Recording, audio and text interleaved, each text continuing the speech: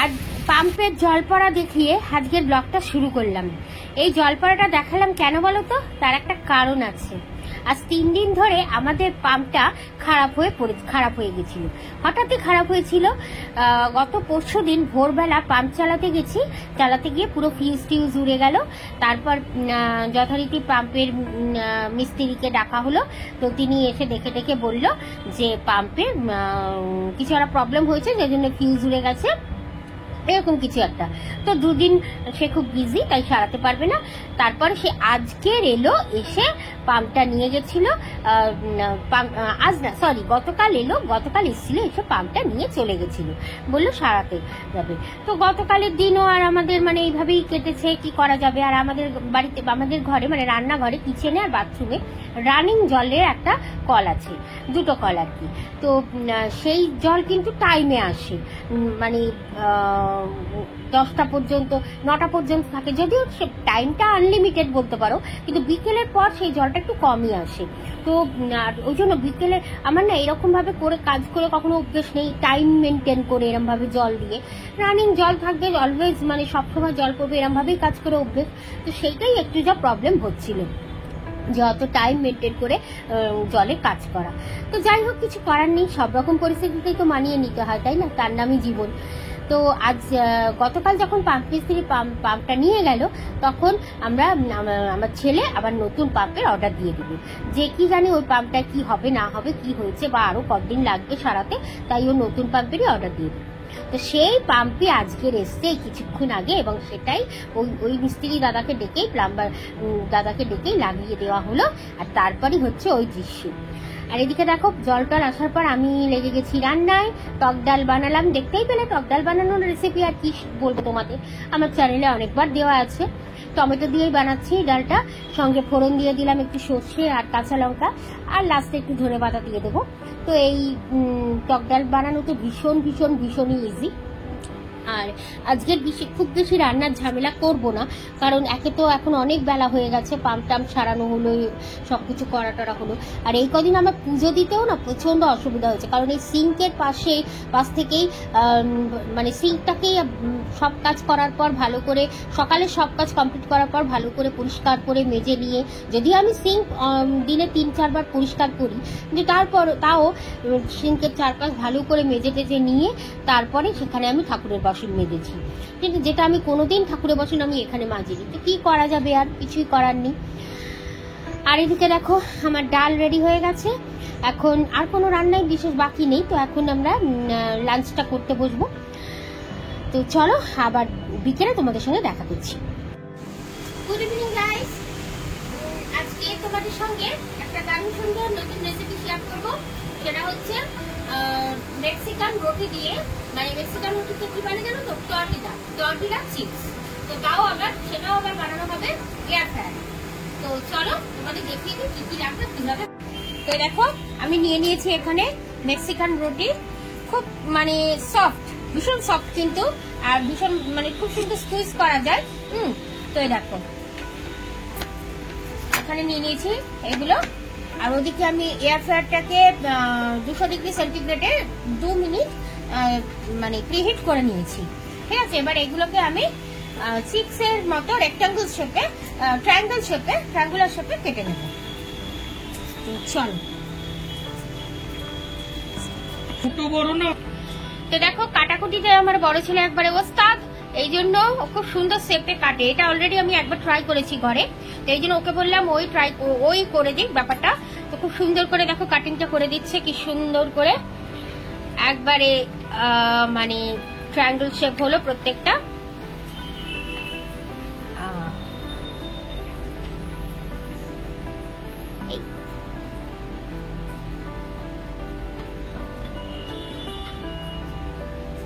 বাহ, নাইস। কি বলো তোমরা, ভালো হয়েছে না বলো দেখতে?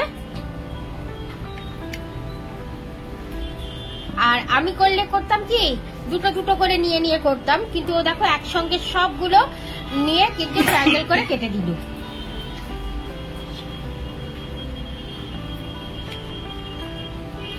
আর এবার আমি এগুলোকে সব আলাদা আলাদা করছি। মানে দেখো, কিছু কিছু আটকে আছে, সেগুলো আলাদা আলাদা করতে হবে প্রত্যেক কটা।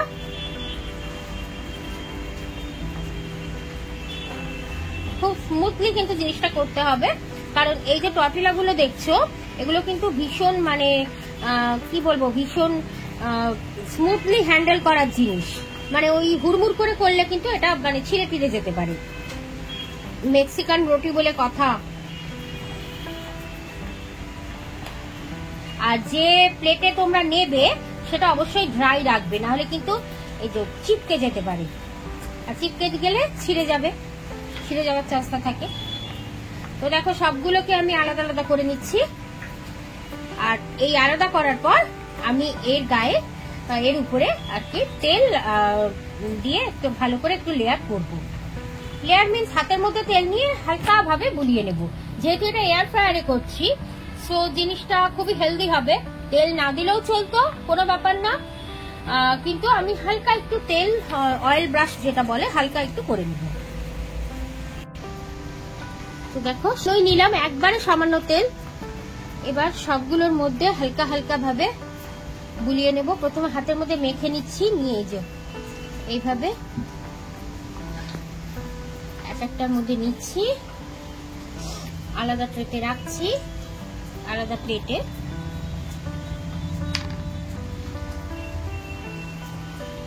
ভীষণ ইজি কিন্তু বানানো, কিন্তু ভীষণই টেস্টি হয়। মানে তোমরা একবার যদি বাড়িতে বানাও, বাইরে চিপস খেতে ভুলে যাবে। ইভেন যারা বাচ্চাদের বাইরে চিপস দেয় না, অ্যাভয়েড করে, তারাও কিন্তু ইজিলি এটা বাচ্চাদের দিতে পারো।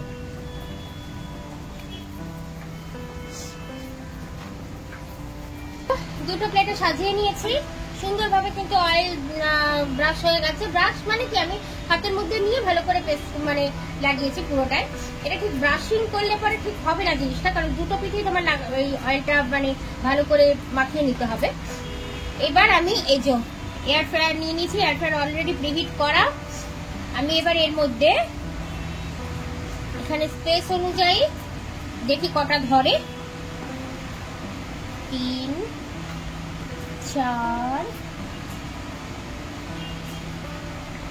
5, 6, 7, 8,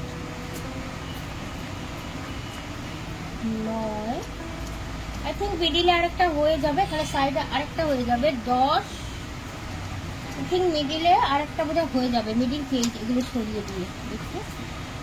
ইয়েস, হয়ে গেল 11টা। ঠিক আছে, এবার হাতটা একটু, এবার দেখো হালকা একটু সল্ট নিয়ে আমি এর মধ্যে স্প্রেড করে দেবো উপরে হালকা। আচ্ছা, সল্টটা কিন্তু অপশনাল। অনেকে আছে যারা লবণ পছন্দ করো না, সল্ট পছন্দ করো না, তারা এটাকে স্কিপ করে যাবে। বাট এটা দিলে টেস্টটা একটু মানে অন্যরকম হবে, একটু বেটার হবে। ঠিক আছে, তো এই যে স্প্রেড করে নিলাম, এবার একটু হালকা মাখিয়ে দিচ্ছি। এবার দেবো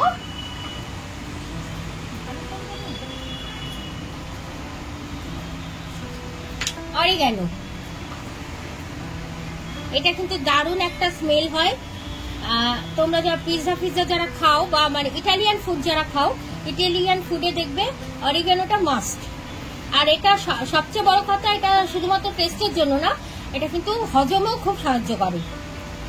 অনেক রকম হার্বস দিয়ে তৈরি হয়, তো সেই হজমের জন্য। এবার এটাকে আমি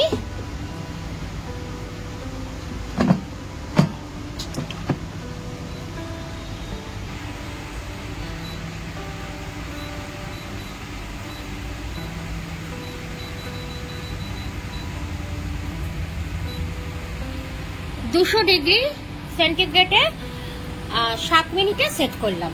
ঠিক আছে, অলরেডি এটা প্রিহিট করা ছিল, 200 সেন্টিগ্রেডে 2 মিনিটে প্রিহিট করেছিলাম। আর তারপর এখন আমি এটাকে ফ্রাই করবার জন্য দিলাম 200 সেন্টিগ্রেডে 7 মিনিট। তো চলো 7 মিনিট পর আবার আসছি। সেট করেছিলাম, বাট 2 মিনিটের যখন বাকি আছে, আমি এটাকে একবার ফ্লিপ করার জন্য এই যে বের করলাম। দেখো জিনিসটা কতটা ফ্রাইড হয়ে গেছে। জাস্ট 2 মিনিট পরই এটা কমপ্লিট রেজাল্ট দেবে। তো আবার চালিয়ে দিলাম। তো চলো আবার 2 মিনিট পর তোমাদের দেখাচ্ছি।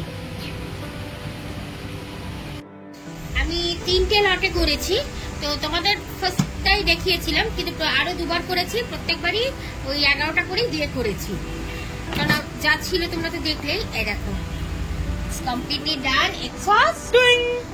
দেখো রেডি আমার টর্টিলা চিপস। দেখে বুঝতেই পারছো কতটা ইয়াম্মি আর কতটা ক্রাঞ্চি হয়েছে। চলো আমি তোমাদের একটা ভেঙে দেখাচ্ছি। ইয়েস, আওয়াজ পেলে তো? আবার শোনাচ্ছি আওয়াজ,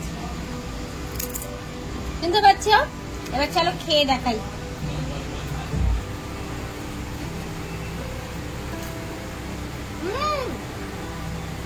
এক্সিলেন্ট বললেও কম বলা হবে। আর দেরি করো না, জাস্ট জিনিসটা আনো, টর্টিলার র্যাপ গুলো আনো আর বাড়িতে বানিয়ে ফেলো। এয়ার ফ্রায়ার যখন নেই, নো প্রবলেম, একটুখানি হালকা তেল দিয়ে ডিপ ফ্রাই করতে হবে। ইয়েস, হালকা তেল দিয়ে ডিপ ফ্রাই করবে, কিন্তু যতটা কম তেল ইউজ করা যায় ততটা দিয়ে ডিপ ফ্রাই করবে। ওকে, নো প্রবলেম, বাড়িতে বানিয়ে ফেলো। আদার্স অন্তত মানে বাইরের মানে লোকাল যে চিপস আমরা খাই, বাইরের যে চিপস খাই তার থেকে তো হেলদি, তাই না? আর এয়ার ফ্রায়ারে বানানোর তো কথাই নেই, দেখতেই পেলে তোমাদের সামনেই বানানো, একবারে কম তেলে, কম মানে কোনো রকম মশলা ছাড়া, অরিগানো দিয়ে। ওকে, তো চলো কেমন লাগলো রেসিপিটা অবশ্যই বলো, আর ভালো লাগলে অবশ্যই লাইক করো, শেয়ার করো আর কমেন্ট করো। টাটা। শেয়ার করবো লিকুইড ডো পনির পরাঠা। তো দেখো ইনগ্রেডিয়েন্টস গুলো তোমাদের একবার বলে দিই। মেইন ইনগ্রেডিয়েন্টস ময়দা তো লাগবেই, তার সঙ্গে লাগবে পনির, বাটার, চিলি ফ্লেক্স, ধনেপাতা কুচি করে, কাঁচা লঙ্কা কুচি, জিরে, গোটা জিরে আর কি, আমচুর পাউডার, এটা হচ্ছে ধনিয়া পাউডার, আর পেঁয়াজ কুচি আর লবণ তো মশলা। তো চলো ঝটপট ইনগ্রেডিয়েন্টস গুলো তোমাদের দেখিয়ে দিলাম। আর সাথে লাগবে সাদা তেল আর খাওয়ার জন্য সস, আর হ্যাঁ বেকিং পাউডার কিন্তু অল্প একটু লাগে। তো চলো ইনগ্রেডিয়েন্টস গুলো তোমাদের দেখিয়ে দিলাম, এবার প্রসেসটা তোমাদের দেখাবো। দেখো ময়দা নিয়ে নেওয়া হয়েছে, ময়দার মধ্যে সমস্ত ইনগ্রেডিয়েন্টস যেগুলো তোমাদের দেখালাম সবকিছু মিশিয়ে নেওয়া হচ্ছে, আর ওদিকে পনিরটা রয়েছে। এবার দেখতে পাবে পনিরটাকে কি করা হয়। তো এই দেখো পনিরটাকে শ্রেড করে এই ময়দার মাখাটার মধ্যে মেশাতে হবে, তারপর একসঙ্গে পুরোটা ভালো করে মেখে মিশিয়ে নিতে হবে। এই দেখো পনিরটা পুরো স্ট্রেট করা হয়ে গেছে। এখন এটাকে এই ময়দার মিশ্রণটার সঙ্গে মিশিয়ে ভালো করে একটা ব্যাটার তৈরি করা হচ্ছে। ইয়েস, এটা কিন্তু লিকুইড ডো হবে। এই ব্যাটারটাকে 10 মিনিট মতো ঢেকে রাখা হয়েছিল। দেখো জিনিসটা কত ফ্লপি হয়ে গেছে। আর এখানে দেখো প্যান বসানো হয়ে গেছে, এবার প্যানের মধ্যে তেল দেওয়া হবে, আর ফটাফট এখানে এই দেখো এই ডাব্বু হাতাতে করে নিয়ে ফটাফট এখানে দেওয়া হবে, আর পরোটা তৈরি হবে। দেখো তেল দেওয়া হয়ে গেছে, এখানে তেলটা গরম হলেই পরোটাগুলো এক এক করে ভাজা হবে। তো ফটাফট একটা একটা করে দেওয়া হচ্ছে। প্রথমে 2 স্কুপ দেওয়া হলো, তারপর আরো 1 স্কুপ দেওয়া হচ্ছে, আর এবার আরো 1 স্কুপ দেওয়া হচ্ছে।